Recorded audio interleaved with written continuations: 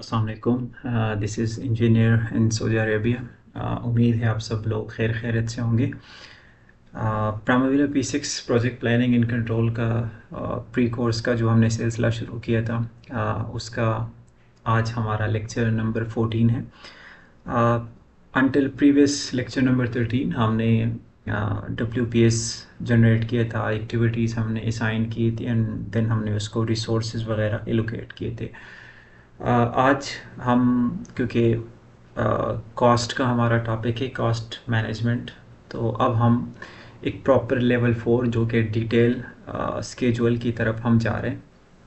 पहला चीज़ों को थोड़ा सा हम थ्योरेटिकल समझ लेते, ताकि जब हम P6 पे जाएंगे तो फिर हमें वहाँ पे काम करने में आसानी होगी।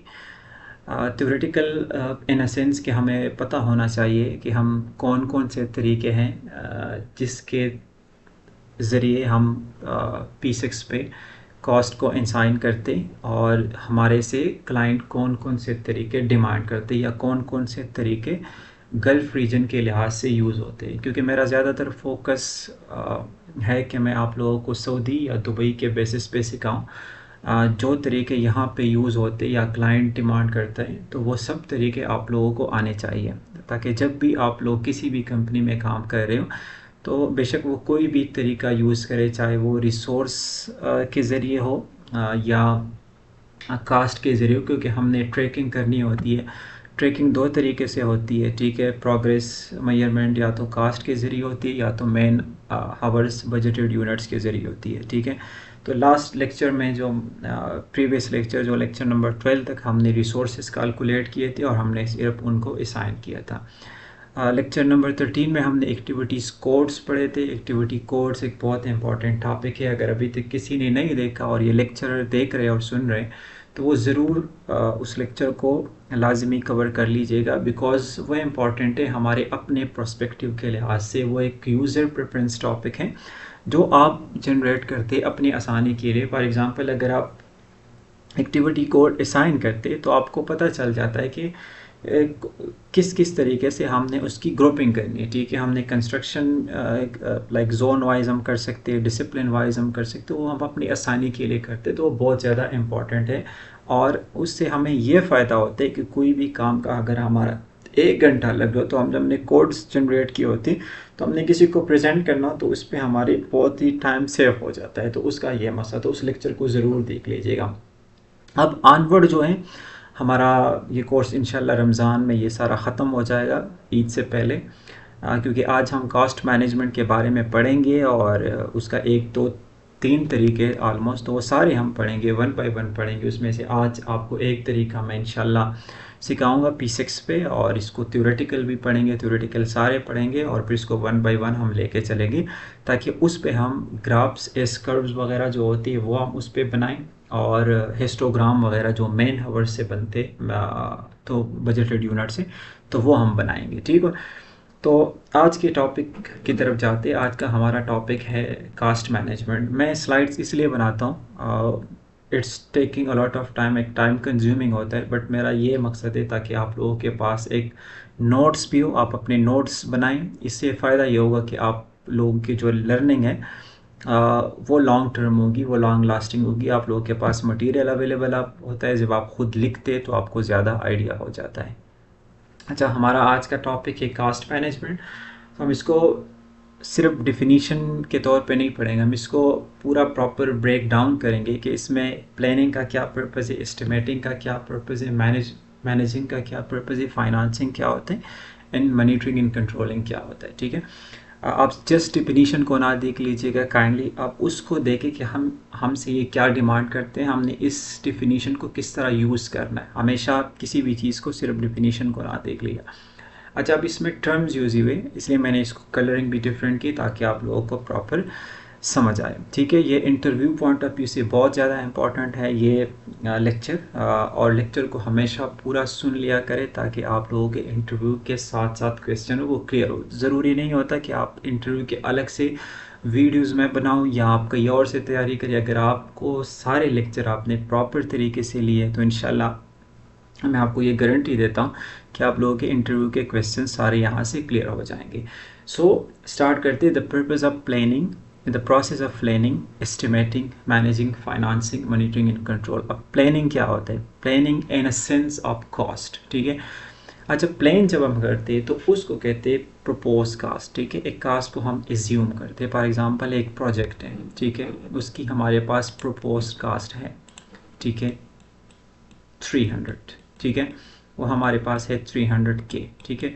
तो ये इसको कहते हैं प्रपोज कास्ट, ठीक है। प्लानिंग इन अ सेंस, जब कास्ट मैनेजमेंट की बात आती है उसको हम कहते हैं प्रपोज कास्ट, ठीक हो गया। जब एस्टिमेटिंग की बात आती है तो ये हमारे पास होती है एस्टिमेटेड कास्ट, ठीक है। अच्छा, एस्टिमेटेड फॉर एग्जांपल हमारे पास जो है वो इस पे थोड़ा सा लिखना मुश्किल हो जाता है, मैं फिर भी कोशिश करता हूँ। हमारे पास प्रपोज कास्ट है 300K, एस्टिमेटेड कास्ट हमारे पास है फॉर एग्जांपल 250K। अच्छा, एस्टिमेटेड कास्ट कहाँ से आती है, ठीक है। अच्छा, एस्टिमेटेड कास्ट आती है रेट एनालिसिस से। जिस भाई ने भी कभी टेंडर फिल किया हो या किसी क्वांटिटी सर्वेयर के साथ बैठा हो तो वो प्रॉपर एनालिसिस करता है, रेट एनालिसिस करते हैं, और इससे आपकी एक पूरी की पूरी कॉस्ट डेवलप होती है। अच्छा, वो कॉस्ट किस तरह डेवलप होती है? जब भी आप BOQ होती है आपके पास, फॉर एग्जांपल एक ही एक्टिविटी को मैं लेके चलूँगा, एक्सकेवेशन, ठीक है। अच्छा, अब आपके पास एक्सकेवेशन की एक्टिविटी है, ठीक है। अब इसकी प्राइस है आपके पास 45,000, ठीक है, या 50,000 जो भी है, ठीक है। अच्छा, आपके पास इसकी फॉर एग्जांपल 45,000 है, ठीक है। अब जो बंदा इसकी फॉर एग्जांपल इसकी क्वांटिटी है 500, ठीक है, ये रेट निकलता है किस तरह? ये रेट निकलता है क्वांटिटी मल्टीप्लाई बाय रेट, ठीक है। वो रेट पर क्यूबिक मीटर होता है, पर स्क्वायर फीट जो भी होता है, ठीक है। अच्छा, वो ये रेट निकलता है किस तरह है, ठीक है, ये जो है, ठीक है, ये लमसम अमाउंट निकलती किस तरह है टोटल। अच्छा, इसमें जो भी बंदा रेट एनालिसिस करता है उसमें मैन पावर की कास्ट को ऐड करता है, ठीक है, फिर इसमें मशीनरी की कास्ट को, और फिर इसमें मटेरियल की कास्ट को, 3M, ठीक है। मैं हमेशा जिक्र करता हूँ इसकी फॉर एग्जांपल 10 के हैं, एग्जांपल मैं बता रहा हूँ, ठीक है। इसकी 15 के हैं, ठीक है, और इसकी हमारे पास फॉर एग्जांपल 20 की है, ठीक है। तो ये मिल मिला के जब आप इसको ऐड करते हो तो ये 45 बन जाता है। तो ये जो BOQ की कास्ट है ये इस तरह बन जाती है। तो ये हमारे पास होती है एस्टिमेटिंग, ठीक है।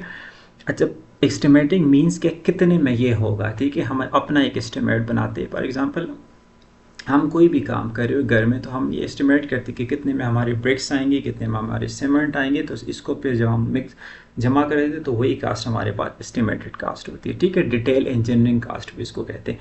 अच्छा, तीसरे नंबर पे अगर आप डिफिनीशन को गौर से देखें तो इसमें हमारे पास है मैनेजिंग, ठीक है। आप मैनेजिंग स्टेप नंबर 3 ऑनवर्ड कि हमने इस हमारे पास जो एस्टिमेटेड कास्ट है हमने किस तरह हमने इसको स्पेंड करना है, ठीक है। How much, like for example हम डिज़ाइन पे कितना स्पेंड करेंगे, क्योंकि पूरा एक प्रोजेक्ट करें ना, उसमें डिज़ाइन भी होगा, प्रोक्योरमेंट भी होगा और कंस्ट्रक्शन भी होगा, ठीक है। तो फॉर एग्जांपल हम इसी कास्ट का 25% हम दे देते हैं डिज़ाइन को, फॉर एग्जांपल 34 to 40% हम दे देते हैं प्रोक्योरमेंट को, और रेस्ट ऑफ द अमाउंट है हम इसको कंस्ट्रक्शन में। तो मैनेजिंग का मतलब है कि किस तरह हमने इन कास्ट को हमने स्पेंड करना है, ठीक है। अच्छा, फिर अगला है हमारे पास फाइनेंसिंग, ठीक है। फाइनेंसिंग का मतलब क्या है कि क्लाइंट के साइड से हमें क्या रिक्वायरमेंट है, ठीक है। हमारा इतना काम हो गया है, ठीक है, और अभी इतना हमें चाहिए करना है और हमें इतने पैसे चाहिए, ठीक है। तो हमें क्लाइंट के पर्सपेक्टिव से हमें इतने पैसे चाहिए तो वो हमें फाइनेंस करते हैं। इसके बाद हमारे पास आता है मॉनिटरिंग इन कंट्रोल, ठीक है। अब मॉनिटरिंग इन कंट्रोल क्या होता है? जब भी हम कोई काम कर रहे हो हमारे पास एक बैलेंस अमाउंट है टोटल, ठीक है। अब हम जब काम शुरू करते हैं तो उस पर कोई ना कोई पैसे लगते हैं, ठीक है। अब कितना पैसा गया, कितना काम हुआ है, हमारे पास कितना बैलेंस है, तो ये सारा कुछ आता है मॉनिटरिंग एंड कंट्रोल में। बेसिकली हम इसको कहते हैं चेक एंड बैलेंस, ठीक है। अब जब इस पूरे प्रोसेस को जब आप कलेक्टिवली करते हैं, for example planning, estimating, managing, financing and monitoring and control, इस कलेक्टिवली जो पूरे को आप कंबाइन करते हैं तो उसी को कहते हैं हमारा कॉस्ट मैनेजमेंट, ठीक है। ओवरऑल इसको कहते हैं कॉस्ट मैनेजमेंट। अब इसका पर्पस क्या है? इसका पर्पस सिर्फ एक ही है कि हमने प्रोजेक्ट को डिलीवर करना है within the estimated cost, ठीक है। ये जो कास्ट है इसके अंदर अंदर ही हमने इसको डिलीवर करना है। तो इस पूरे प्रोसेस को हम कहते हैं कास्ट मैनेजमेंट, ठीक है। हमने किस तरह कास्ट को इफेक्टिवली मैनेज करना है, ठीक हो गया। अच्छा, इसके बाद हमारे पास नेक्स्ट स्लाइड की तरफ जाते हैं, ठीक है। अच्छा, नेक्स्ट हमारे पास है कुछ टर्मिनोलॉजीज़ है जो कास्ट में यूज़ होती है, ठीक है, जो कि मैं समझता हूँ कि इंटरव्यू के लिहाज से भी इम्पॉर्टेंट है और आपको पता भी होना चाहिए एज ए प्लानिंग इंजीनियर। उसमें 4 किस्म की कैटेगरीज है। है तो 6 to 7 है, बट मैं इतना डीपली डिटेल में भी नहीं जाना चाहता, ताकि हमारा हमने कनेक्ट करना है अपनी इस थ्योरी को P6 के साथ, तो हम फिलहाल इसी पे ही रहेंगे, ठीक है। अच्छा, डायरेक्ट कास्ट ये होता है कि हमारा कॉस्ट जो कि डायरेक्टली प्रोजेक्ट पे लग रहा, जो कि डायरेक्टली टाइड हो प्रोजेक्ट के साथ। फॉर एग्जांपल लेबर की कास्ट होती है, मटेरियल की कास्ट होती है, तो वो डायरेक्टली प्रोजेक्ट पे लग रहा होता है, तो उसको कहते हैं डायरेक्ट कास्ट, ठीक हो गया। अच्छा, इसके बाद हमारे पास है इनडायरेक्ट कास्ट, ठीक है। सेकंड नंबर पे इनडायरेक्ट कास्ट वो कास्ट होता है जो कि प्रोजेक्ट पे डायरेक्टली तो इफेक्ट कर रहा हो, लेकिन डायरेक्टली नहीं लग रहा हो। या फॉर एग्जांपल ओवरहेड कास्ट, ठीक है, यूटिलिटीज़ बिल्स हो गए, एडमिनिस्ट्रेटिव ऑफिस के खर्चे, जितने और भी एक्स्ट्रा खर्चे पेट्रोल वगैरह के, तो वो सारे आते हैं इनडायरेक्ट कास्ट में। खाना पीना वगैरह सारे कुछ जितने भी हो वो इनडायरेक्ट कास्ट में आते हैं। फिर हमारे पास होते हैं फिक्स्ड कास्ट। अच्छा, फिक्स्ड कास्ट वो कास्ट होता है जो कि हम फॉर एग्जांपल प्रोजेक्ट्स के शुरू में हम कोई इक्विपमेंट हम रेंट करते हैं और उनके साथ एक एग्रीमेंट करते हैं कि हमने इतना आपको पर मंथली या पर वीकली पे करना है, तो वो फिर बाद में चेंज नहीं होता, हमारा एक फ्री एग्रीमेंट होता है।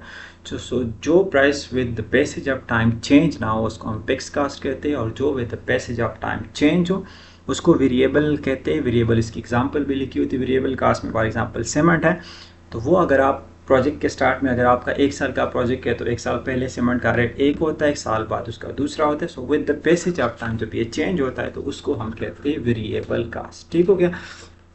ये थी हमारे पास कुछ टर्मिनोलॉजीज जो कि इंटरव्यू के लिहाज से भी काफ़ी ज़्यादा इंपॉर्टेंट है, ठीक है।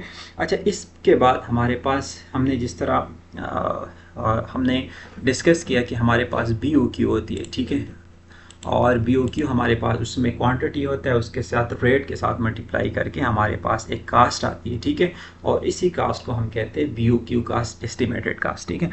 अच्छा, फिर हमारे पास फॉर एग्जांपल कुछ अनसर्टिनिटी होती है प्रोजेक्ट्स में। हमारा ये एक क्लाइंट के साथ ये एग्रीमेंट होता है कि फॉर एग्जांपल कोई ऐसी अनफोर्सीन कंडीशन आए, कोई फ्लड हो, कोई बारिश हो, या कोई क्वांटिटी एक्सीड कर जाए। फॉर एग्जांपल किसी ने आपने क्वांटिटी मेजर की, वो 40 थी और बाद में जब हमने मेजर की तो वो 50 थी, तो आप हमें वो कास्ट ना दे दीजिएगा, हमें फिर एक्स्ट्रा आपके पास इतना मार्जिन होना चाहिए, ठीक है, तो उसको कहते हैं कंटिजेंसी कास्ट, रिजर्व कास्ट, ठीक है। वो डिपेंड करता है, ठीक है, वो जब हम पाकिस्तान में प्रोजेक्ट कर रहे होते थे, ठीक है, तो वो हमारे पास होता था 5 to 3%, ठीक है, इसको कहते हैं रिजर्व कास्ट भी इसको कहते हैं, ठीक है। अच्छा, यहाँ पे सऊदी में या दुबई में जो होते हैं वो 5 to 10% रखते हैं, ठीक है, depending upon the project client, ठीक है, तो वो 5 to 10% रहते हैं। कोई भी अगर कोई अनफोर्सिन कंडीशन हो या कोई भी ऐसा काम हो, तो आप उनके पास BOQ कास्ट के अलावा भी क्लाइंट के पास इतना मार्जिन होता है जो आपको पे कर सके, ठीक हो गया। अच्छा, जब इसको हम कंबाइन करते हैं, ठीक है, कंटिजेंसी कास्ट प्लस जो है हमारे पास BOQ का, इसको कलेक्टिवली हम कहते हैं कास्ट बेस लाइन, ठीक है, इसको हम कहते हैं कास्ट बेस लाइन, ठीक है, आपने ये नाम सुना भी होगा, ठीक है, कास्ट बेस लाइन, ठीक है, तो इसको कलेक्टिवली हम कहते हैं कास्ट बेस लाइन, ठीक है। जब दोनों को सम करते हैं, ठीक है, इसको और इसको जब इनको सम करते हैं तो इसको कलेक्टिवली हम कहते हैं कास्ट बेस लाइन, ठीक हो गया। अच्छा, इसके बाद हमारा जो, क्योंकि हमारा मेन फोकस है अपना P6 पे, हम P6 पे काम करेंगे, तो हमारे पास जो नेक्स्ट टॉपिक है कि किन किन तरीक़ों से हम कास्ट की ट्रेंड क्या है, हम किन किन तरीक़ों से P6 पे काम करेंगे और उस पर किस तरह कास्ट को हम असाइन करेंगे, ठीक है। उसके कुछ मेथड मैंने लिखे हुए, इंशाल्लाह इसको सबको 1 by 1 हम पढ़ेंगे, कोई भी हम मिस नहीं करेंगे, ठीक है। लेकिन बस आपसे यही चाहिए कि आप लेक्चर को देख के पूरा देखिए, क्योंकि लास्ट लेक्चर में देख रहा था तो हमारे 41,000 मेंबर है, मैसेज हम मुझे तकरीबन 10,000 के आते हैं कि लेक्चर कब अपलोड होगा। जब मैं लेक्चर देखता हूँ, तो जब वो कोई नहीं देखता, तो जितना आप लोग देखते हैं, आप लोगों की तरफ से रिस्पांस आते हैं, तो हमें भी मोटिवेशन मिलती है। जब आप नहीं देखते तो मेरा दिल नहीं करता कि मैं लेक्चर अपलोड करूँ और मैं इस तरह वो करूँ।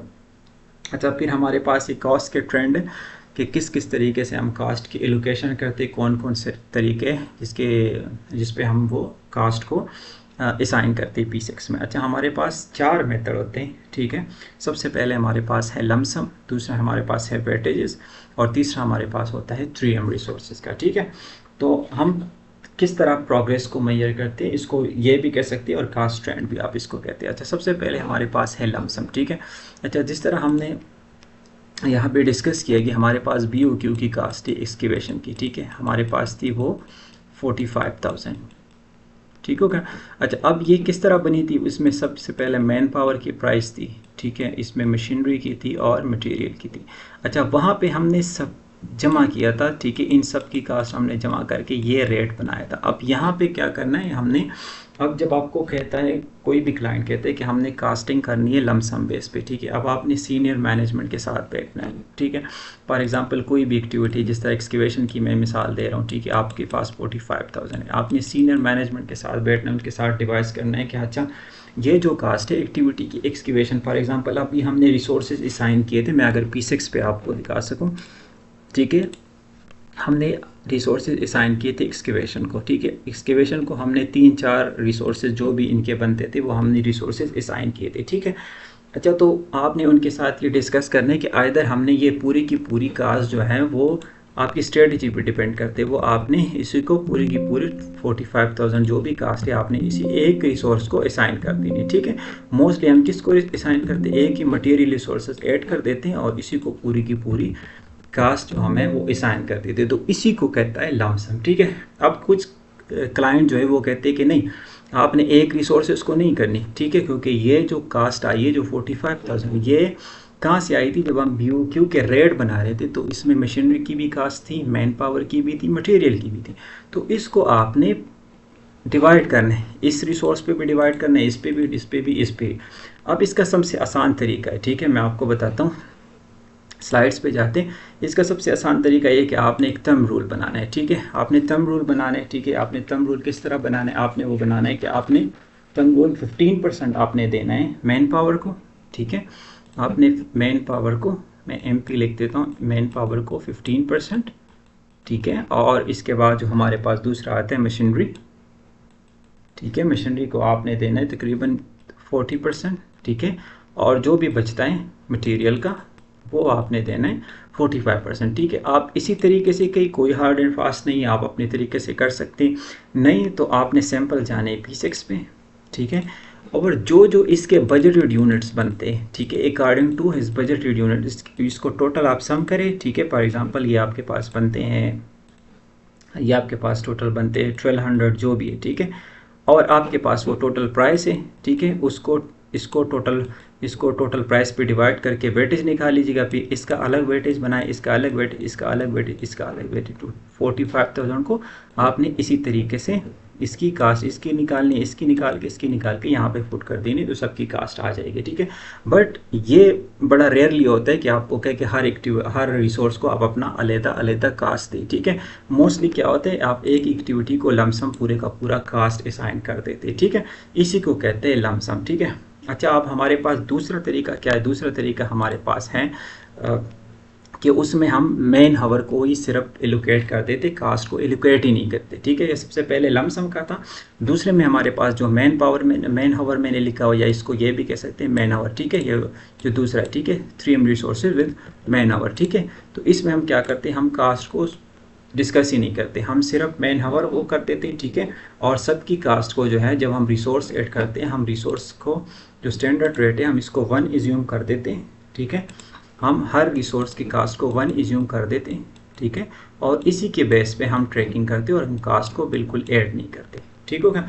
अच्छा, दूसरा तरीका जो हमारे पास है वो है वेटेजेस बेस का, ठीक है। अच्छा, वेटेजेस बेस में क्या करते हैं, या तो आपको क्लाइंट ने पहले से वेटेजेस दिए होते हैं, ठीक हो गया। फॉर एग्जांपल हमारे पास इंजीनियरिंग है, ठीक है, क्लाइंट ने ये दिया होता है, ठीक है। यहाँ पे बहुत सारे प्रोजेक्ट में आपको पहले से दिया होता है, इसकी टेंशन नहीं लेनी। अगर नहीं दिया होता तो आपने अपने अंदर डिपार्टमेंट में डिस्कस करके वेटेजेस निकाल देनी है, ठीक है। अच्छा, हमारे पास है इंजीनियरिंग को, फॉर एग्जांपल इसको आप 5% दें, ठीक है।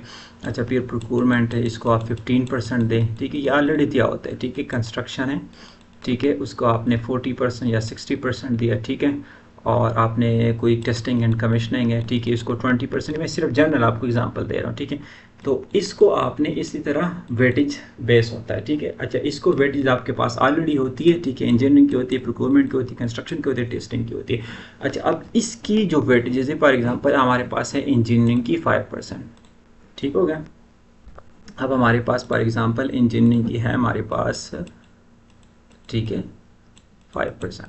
अच्छा, अब इंजीनियरिंग में 3 एक्टिविटी है, एक्टिविटी 1 2 3। तो अब ये 5% आपने इसमें फर्दर डिवाइड करना है, ठीक है। फॉर एग्जांपल इसको 30% देना है, इसको 30% देना है और इसको 40% देना है, ठीक है। इसका जो सम है ये 100 होना चाहिए, ठीक है। मतलब इस 5% को फर्दर 5% को आपने फर्दर जो डिवाइड करना है इक्वली, ठीक है, एक्टिविटीज़ में, इसी को वेटेज बेस कहते हैं। ये इंशाल्लाह नेक्स्ट करेंगे P6 पे प्रॉपरली हम कास्ट को, एक प्रोजेक्ट की कास्ट को लेके इसी को पर सारी एक्टिविटीज़ में डिवाइड करके आपको बजटेड कास्ट निकल आएगा और इसी से हम एस कर्व बनाएंगे, ठीक हो गया। और जो तीसरा हमारे पास तरीका है उसमें होता है कि हमारे पास रिसोर्सेज भी होते हैं, ठीक है, और मैन हावर भी होते हैं, ठीक है। अच्छा, अब रिसोर्सेज में अगर वो लमसम कहे तो लमसम कास्ट डाल दीजिएगा, अगर वो कहे कि नहीं लमसम नहीं करना, एक्टिविटी हर रिसोर्स को कास्ट देने, तो फिर तो बात ही ख़त्म हो गई। अगर वो लमसम कहे तो एक एक्टिविटी को रिसोर्स डाल दीजिएगा, बाकी जो रिसोर्सेज उसके आपने कास्ट को ज़ीरो रखना है। अगर आप इसकी कास्ट को कोई ना कोई कास्ट देंगे तो वो, क्योंकि जो आपने लमसम कास्ट ऑलरेडी एक्टिविटी दी है, तो इसको अगर आप कास्ट देंगे वो इसमें ऐड हो जाएगा, तो फिर आपकी जो प्रोजेक्ट की कास्ट है वो एक्सीड हो जाएगी, ठीक हो गया। तो ये आपने ख्याल रखना, ये तो गौर से सुनना ये पूरा लेक्चर, ठीक है। अच्छा, चौथा तरीका हमारे पास होता है, ठीक है, कि इसमें आपके पास जो होते हैं वो हर रिसोर्स की आपके पास ये वाला तरीका जो होता है, ठीक है, इसमें हर रिसोर्स की आपके पास कास्ट अवेलेबल होती है स्टैंडर्ड रेट में। ये मोस्टली होता है लेबर रेट कॉन्ट्रैक्ट में, ठीक है। अच्छा, जो दो तरीके हैं जो हमारे पास गल्फ रीजन में यूज़ होते हैं वो ये दो तरीके हैं, ठीक है। हम इस पे फोकस करेंगे, ये वाले ज़्यादातर यूज़ नहीं होते, ठीक हो गया। तो इसलिए मेरा फोकस इन पे नहीं है। हम इंशाल्लाह ये पहले 2-3 तरीके, चारों इंशाल्लाह पढ़ लेंगे, लेकिन मेरा इन पहले दो पे, ठीक है। ज़्यादातर लमसम ही चलता है, ठीक है, या वेटेजेस चलता है, ठीक है। अच्छा, ये वाला जो होता है ये ज़्यादातर लेबर रेट के काम में चलता है, कि उसमें आपके पास हर रिसोर्स का स्टैंडर्ड रेट अवेलेबल होता है पर हावर के लिहाज से। फॉर एग्जांपल मैं P6 पे जाता हूँ, ठीक है, तो आपके पास जब स्टैंडर्ड रेट अवेलेबल होते हैं, आपने जाना है रिसोर्स में। आप जब फॉर एग्जांपल आप एग्रीगेट पे क्लिक करते हैं, मैं इसको क्लियर कर देता हूँ, ठीक है। एग्रीगेट पे क्लिक कर दिए तो आपके पास फॉर एग्जांपल है कि 1 क्यूबिक फीट है आपके पास, वो अवेलेबल है 40 रियाल की या 50 रुपीज़ की, ठीक है। तो आप 50 पुट कर देते हैं, ठीक है। आपके पास इधर बजटेड यूनिट्स वहाँ पर होते हैं, जब आप इसको असाइन कर देते, ठीक है। आपके पास जब इसको मैं असाइन करता हूँ फॉर एग्जांपल इधर PCC में, ठीक है, एग्रीगेट को, ठीक है, तो इसकी कास्ट ये देखें आपको बजट रेट कास्ट की ऑटोमेटिकली कैलकुलेट होगी, क्योंकि आपने वहाँ पे स्टैंडर्ड रेट पुट किया हुआ है 50 या जो भी पुट किया हुआ था, इसको इसके साथ मल्टीप्लाई होके तो आपके पास बजट रेट कास्ट आ जाती है, ठीक है। लेकिन ये वाला तरीका जो है, जो आपके हर रिसोर्स की स्टैंडर्ड रेट होती है, ये ज़्यादातर लेबर रेट के काम में होता है, जो यहाँ पे गल्फ में यूज़ होता है, ठीक है। क्योंकि मेरा ज़्यादातर फोकस यहाँ पे सऊदी और दुबई के लिहाज से, तो यहाँ पे तकरीबन ये वाले दो तरीके यूज़ होते हैं, ठीक है। और ये हम दोनों लमसम तकरीबन हमने पढ़ लिया, वो तो समझ आ गई होगी कि हमने एक एक्टिविटी को मटेरियल रिसोर्स असाइन करना है हर एक्टिविटी को, और उसी को ही टोटल कास्ट आपने असाइन कर दी नहीं। हाँ, अगर क्लाइंट कहे कि आपने उसी को टोटल कास्ट असाइन नहीं करनी, सबको करनी, तो आप फिर तम रूल देके परसेंटेज वाइज 15% 20% अपनी सीनियर मैनेजमेंट के साथ बैठ के आप उसको प्रॉपरली डिवाइड कर सकते हो, इसमें कोई वो नहीं है, ठीक है। दूसरा तरीका जो था मैन हावर, सिर्फ जिसमें प्लानिंग इंजीनियर कास्ट की तरफ जाता ही नहीं, वो सिर्फ मैन हावर्स का है, ठीक है, जिसमें आपने प्रोग्रेस, असल मकसद होता है ट्रैक करना, ठीक है। तो आपने सिर्फ मैन हावर पे अगर आपने प्रोग्रेस को ट्रैक करना है, ठीक है, तो आपने मैन हावर वो पुट करने, ठीक है। और हर रिसोर्स की आपने कास्ट जो स्टैंडर्ड है वो 1 रखनी और मैन हावर के लिहाज से आपने उसको ट्रैक करना है, ठीक है। नेक्स्ट लेक्चर में हम इंशाल्लाह वेटेज वो पढ़ेंगे, तो वेटेज हर एक एक्टिविटी को मैं आपको दिखाता हूँ, हर एक एक्टिविटी को हम इंशाल्लाह ये कास्ट असाइन करें, यहाँ पे एक कॉलम ऐड करेंगे बजटेड कास्ट का, ठीक है। कॉलम पे जाके जब हम इसको बजटेड कास्ट का यहाँ पे सर्च करें, ठीक है, नहीं आता तो यहाँ पे कास्ट की होगी, ठीक है। यहाँ पे कास्ट में होता है बजटेड कास्ट, ठीक है, बजटेड कास्ट, ये बजटेड लेबर है, ये बजटेड मटीरियल है, बजटेड टोटल कास्ट, ठीक है। अच्छा, इसको हम ऐड करके जब हम वेटेज वाला नेक्स्ट लेक्चर में करेंगे, ठीक है। अब यहाँ पे देखो एक एक्टिविटी की मैंने वो 45,000 फुट की थी ना एक्सकेवेशन की, ठीक है, तो यहाँ पे आ रही है, यहाँ पे मैं इसको 0 कर देता हूँ वापस, ठीक है, तो ये वापस 0 हो जाता है, ठीक है। इंशाल्लाह जब हम नेक्स्ट लेक्चर में जब वेटेज करेंगे तो इन सब को हम, वो 800 क्रिकेट वाले को भी हमने एक एक्टिविटी को पुट की थी, ठीक है, उसकी प्राइसेस यहाँ पे तो ये भी आ रही है, ठीक है। इसको भी मैं 0 कर देता हूँ ताकि नेक्स्ट लेक्चर में जब हम वेटेज बेस करेंगे तो आपको पास में इंशाल्लाह एक हमारे पास कोई भी एक लमसम कास्ट लेंगे प्रोजेक्ट वाइज, ठीक है, एक कोई भी कास्ट लेंगे, हम खुद ज्यूम करेंगे और उसको हम प्रॉपरली असाइन करेंगे और हर एक्टिविटी को वो ऑटोमेटिकली ही असाइन हो जाएगा और इसी पे हम नेक्स्ट लेक्चर में फिर ग्राफ बनाएंगे, ठीक है। एस कर्व हम इस पे बनाएंगे, सारी की सारी कास्ट फॉर एग्जांपल एक मैं अभी आपको बता देता हूँ, कोई 10 मिलियन या 20 मिलियन एक कास्ट हम एज्यूम करेंगे, ठीक है। ये कास्ट हम एज्यूम करके वो सबको इन सारी एक्टिविटी पे हम प्रॉपरली डिस्ट्रीब्यूट करेंगे, ठीक है, और इसी को फिर हम एक्सपोर्ट करके इसी पे हम एस कर्व बनाएंगे, ठीक होगा। तो नेक्स्ट लेक्चर में हमारा वही टॉपिक होगा। फिलहाल के इतना ही आपको सिर्फ ये बताना था कि थ्योरेटिकली हमारे पास ये तरीके होते हैं कास्ट के और इन तरीक़ों को हम P6 में कास्ट को असाइन करते हैं। हाँ, इसके अलावा नेक्स्ट वीक हमारा इंशाल्लाह या तो पहले मैं लेक्चर अपलोड कर दूंगा या उसके बाद, क्योंकि नेक्स्ट वीक रमज़ान है तो मेरा उम्रे का प्लान है और मदीना भी जाना है, तो 3 दिन में इंशाल्लाह बिजी रहूँगा। और इसके साथ साथ जो हमने QAQC का कोर्स शुरू किया हुआ है तो उस कोर्स को लाजमी अगर कोई भाई स्विच करना चाहता है या कोई QAQC में इंटरेस्टेड हो तो लाजमी ले, बाकी प्लानिंग के लिए बहुत ज़रूरी है ऑटोकैड, ठीक है, और एक्सेल। तो मेरा आपसे यही गुजारिश है कि आप ऑटोकैड को लाजमी करें, प्लानिंग जो भी फ्रेश हजरात है, ठीक है, और लेक्चर को बार बार देके, इसको एक दफ़ा देके दूसरी दफ़ा देके इसके नोट्स बनाएं, ठीक है। और थ्योरेटिकल लेक्चर भी हो तो उसके भी या तो मैं नोट्स आपके साथ डिस्क्रिप्शन में अटैच कर देता हूँ, और नहीं भी करता तो आप इसके अपने खुद प्रॉपर नोट्स बनाएं, ठीक है। इससे ये होता है कि आपकी जो लर्निंग का प्रोसेस है वो लॉन्ग टर्म होगा, आप चीज़ें भूलेंगे नहीं, ठीक है। और जब आप चीज़ें एक ही दफ़ा आपको याद हो जाती है, ठीक है, तो फिर इंसान नहीं भूलता, ठीक है। अच्छा, ये कास्ट के तरीके थे लमसम, वेटेजेस बेस्ड, ठीक है, 3M रिसोर्सेज, ठीक है, अब विथ स्टैंडर्ड प्राइस, ठीक है। तो ये कुछ 3-4 तरीके हैं, इंशाल्लाह हम 1 बाय 1 सब पढ़ेंगे। लमसम हमने आज पढ़ा था कि हम एक एक्टिविटी को सारी लमसम कास्ट असाइन कर देते हैं और हमारे पास टोटल बजटेड कास्ट आ जाती है और इसी के बेस पे हम ट्रैकिंग करते हैं। हमारा मेन मकसद असल में ट्रैकिंग होता है, तो 2 तरीक़ों से हम ट्रैकिंग करते हैं, या कास्ट के बेस पे करते हैं या मैन हावर के बेस पे करते हैं। कुछ कंपनी कहते हैं कि हमने कास्ट और मैन हावर दोनों पे करना है, या कोई कहते हैं मैंने कास्ट पे करना है, कोई कहते हैं मैंने कास्ट पे नहीं मैन हावर पे करना है। तो आपको सारे तरीके आने चाहिए। जब आपको सारे तरीके पता होगा, कोई भी कंपनी में आप जाएंगे तो आपको इंशाल्लाह प्रॉब्लम नहीं होगी। तो कोई भी आपको कि मैंने लमसम कास्ट पे करना है तो आप उनको कहिए बिस्मिल्लाह मैं कर सकता हूँ, ठीक है। तो मेरा मकसद आपको असल में सिखाना यही है। बेशक हम कम पढ़ें लेकिन हम इतना पढ़े कि हम हर बंदा हमें सीख सके, ताकि हमें कोई भी मसला ना हो, ठीक है। दूसरी बात यह कि इंशाल्लाह रमज़ान से पहले, रमज़ान तक, रमज़ान में ईद से पहले हमारा ये सारा कोर्स इंशाल्लाह कंप्लीट हो जाएगा P6 का। इसके बाद अगर हम एडवांस लेवल EOT का कोर्स करेंगे, कोशिश करेंगे उसको रमज़ान के बाद करें। फिर अगर टाइम मिला तो और कोई कोर्स हो तो हम इंशाल्लाह कर लेंगे। फ़िलहाल के लिए इजाज़त दीजिए, लेक्चर को एंजॉय करें और कोई भी सवाल हो, कुछ भी हो तो इंशाल्लाह कल हमारा लाइव सेशन होगा, फिर हम उसमें उनको डिस्कस कर सकते हैं। अस्सलाम वालेकुम।